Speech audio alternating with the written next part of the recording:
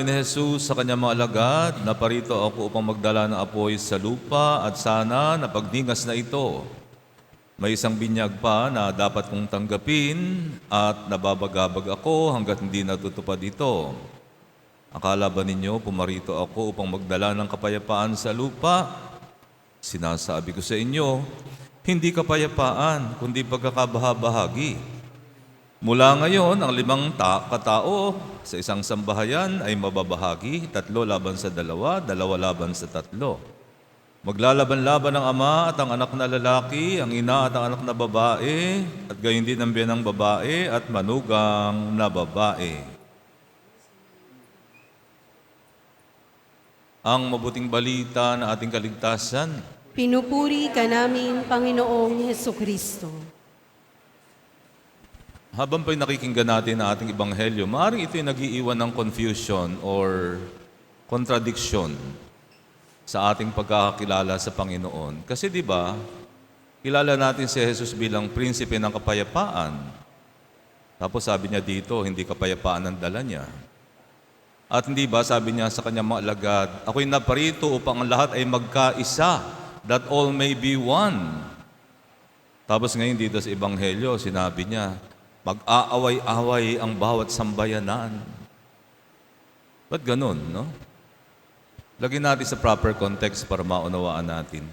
Alam niyo mga kapatid, si Kristo, ang kanyang pamilya, at ang mga unang sumampalataya sa Kanya ay pawang mga Hudyo. At noong mga panahong yon, ang mga Hudyo ay remnants na lamang.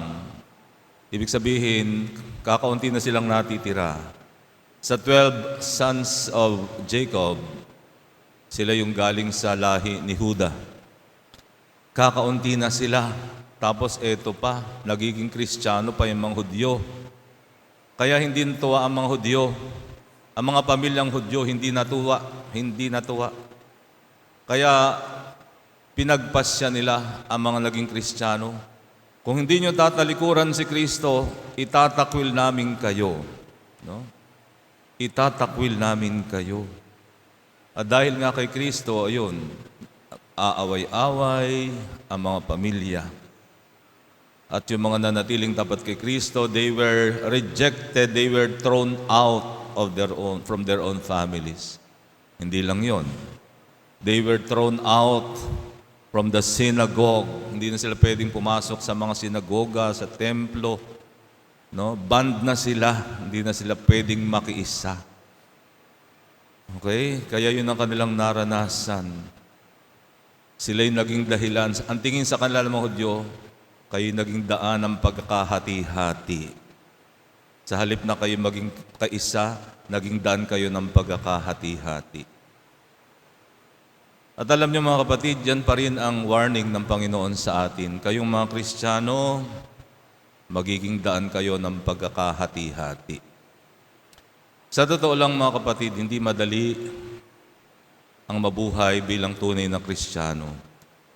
Kung ang inyong pag-unawa sa pagiging Kristiyano ay tinatawag na tinatawag devotional Catholics. Kung kayo yung mga devotional Catholics, magsimba pag Sunday, magkomunyon, magrosaryo, sumama sa mga prosesyon, madali lang yan.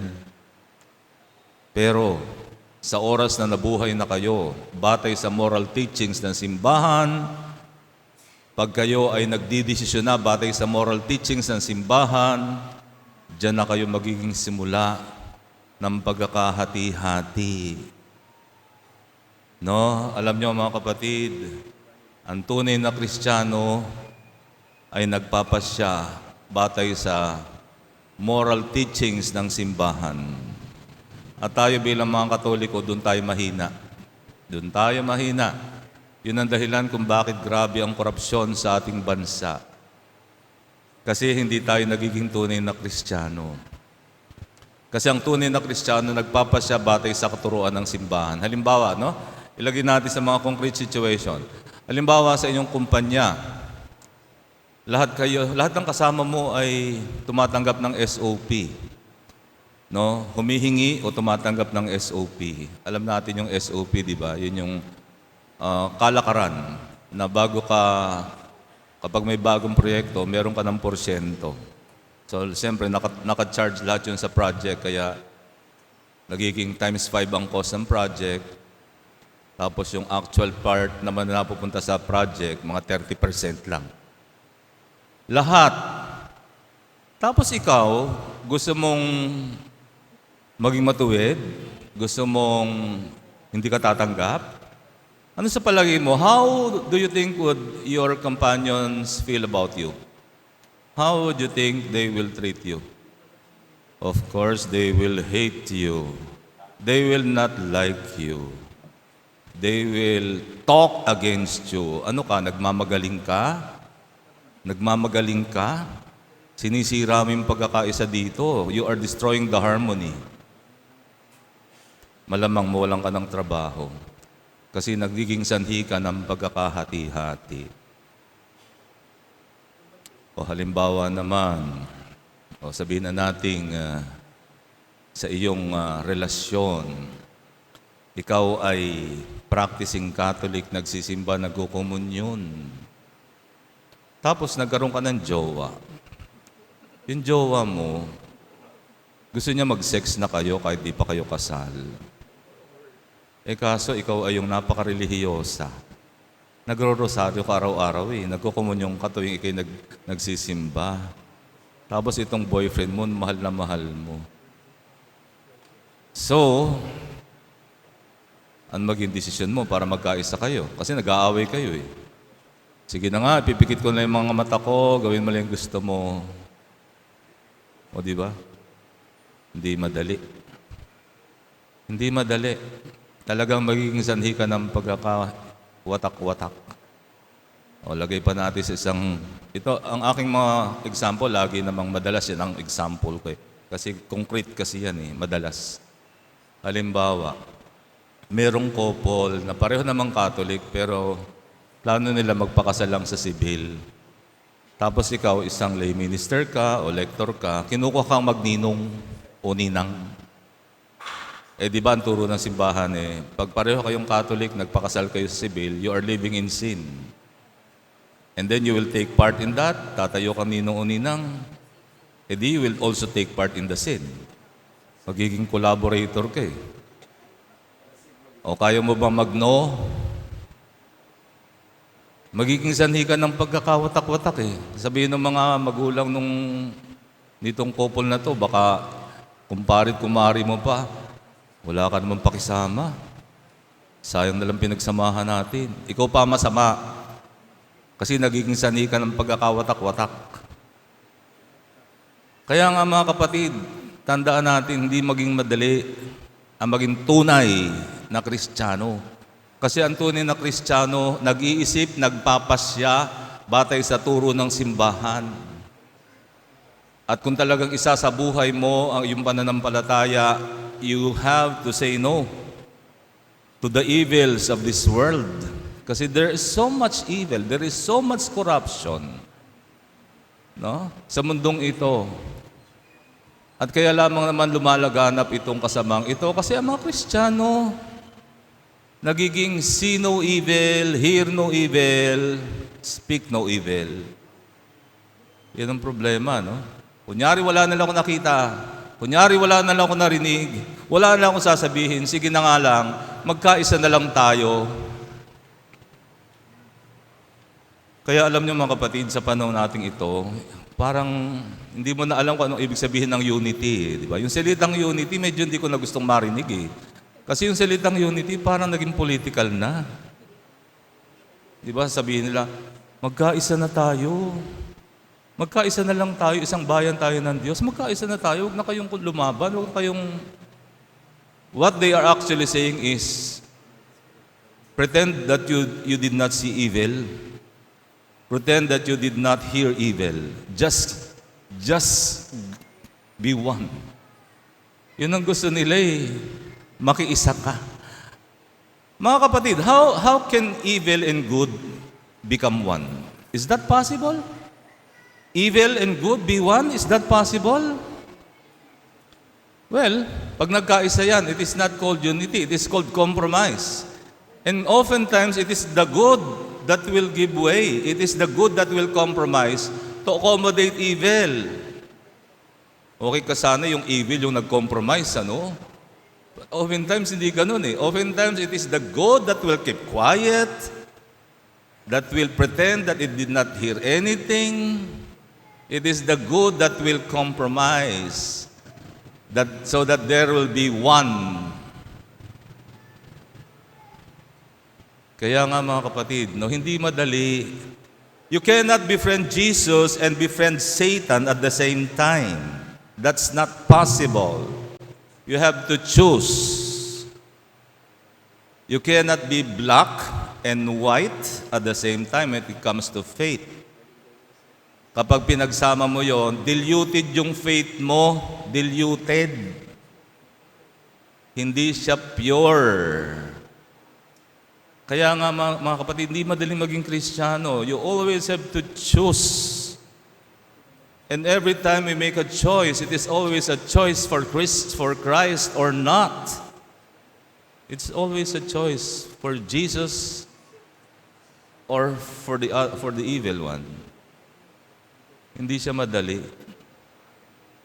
No? Kaya nga, suriin natin, ang ating ebanghelyo ay isang babala. Magiging sanhi kayo ng pagkakahati-hati.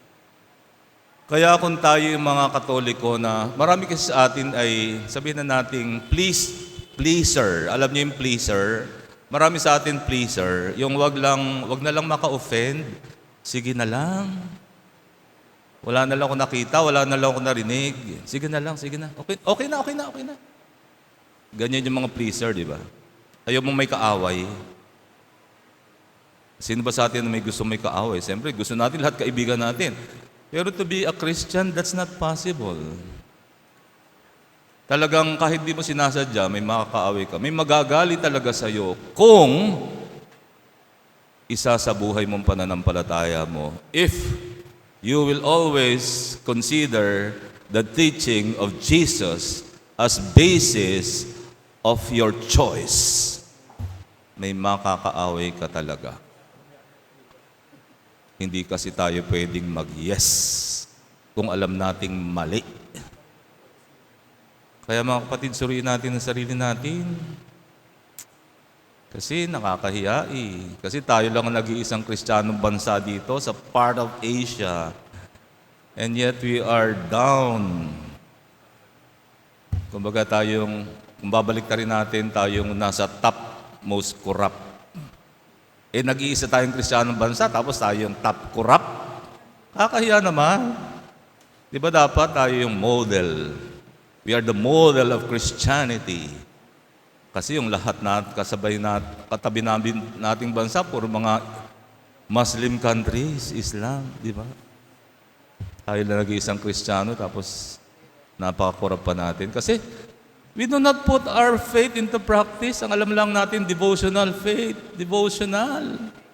Simba, komunyon, rosaryo, dasal, prosesyon. Yun lang alam natin eh. Pero pag nagdesisyon na tayo, wala, palpak na. Pag nag-eleksyon na tayo, pumipili kayo ng kandidato, kahit magnanakaw, kahit pumapatay, kahit alam mong sinungaling. Kasi nga, kaibigan mo, pleaser ka, gusto mo yung pagkakaisa. Ay, tumayo na kayo. Pahayag natin ating pananampalataya. Sumasampalataya ako Sa Diyos samang makapangyarihan sa lahat, na may gawa ng langit at lupa. Sumasampalataya ako kay Jesucristo, isang anak ng Diyos, Panginoon nating lahat. Nagkatawang tao siya, lalang ng Espiritu Santo, pinanganak ni Santa Mariang Birhen, pinagpakasakit ni Poncio Pilato, pinako sa krus, namatay, nilibing. Nanaog sa kinaroroonan ng mga yumao, nang may 3 araw na buhay na mag-uli, umakyat sa langit, naluklok sa kanan ng Diyos amang makapangyarihan sa lahat. Doon magmumulang paririto at hukom sa nangabubuhay at nangamatay na tao. Sumasampalataya naman ako sa Diyos Espiritu Santo, sa banal na simbahang katolika, sa kasamahan ng mga banal, sa kapatawaran ng mga kasalanan, sa pagkabuhay na muli ng nangamatay na tao, at sa buhay na walang hanggan. Amen. Ang iyong pag-ibig, Ama, na aming nararanasan sa pamagitan ng iyong anak na si Jesus, ang siyang nagtutulak sa amin tungo sa radikal na pagpapasya at pagbabago sa aming buhay. Tulungan mo kaming laging kang piliin sa lahat ng pagkakataon upang aming makamit ang kaganapan ng buhay.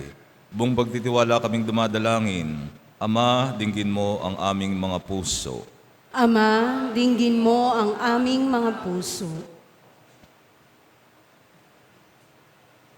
Sa diwa ng sinodalidad, maging tapat na daluyan nawa ng iyong biyaya ang mga pinuno ng aming simbahan sa kanilang pakikinig sa mga pangangailangan ng inyong kawan.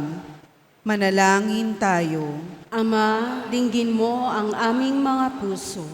Maantig nawa ng iyong labis na pag-ibig, Ama, ang aming mga pinunong pambansa at lokal, at piliin nila ang kabutihang pangkalahatan at pagkalinga sa kalikasan, saan man at kailanman. Manalangin tayo. Ama, dinggin mo ang aming mga puso. Sa aming pagtutulad sa iyong walang pasubaling pag-ibig, Ama, lumago nawa ang bawat pamilya sa pag-ibig. Tulungan mo ang bawat kasapi ng bawat pamilya na manatili sa pag-ibig, lalong-lalo na sa mga pagkakataong mahirap umibig. Manalangin tayo. Ama, dinggin mo ang aming mga puso. Sa kanilang pagbabalik sa iyong piling, yakapin mo sa iyong pag-ibig ang aming mga yumaong mahal sa buhay. Manalangin tayo. Ama, dinggin mo ang aming mga puso. Sa ilang sandali ng katahimikan, itaas natin sa Diyos ang ating mga pansariling kahilingan, gayon din ang mga pangangailangan ng ating pamayanan.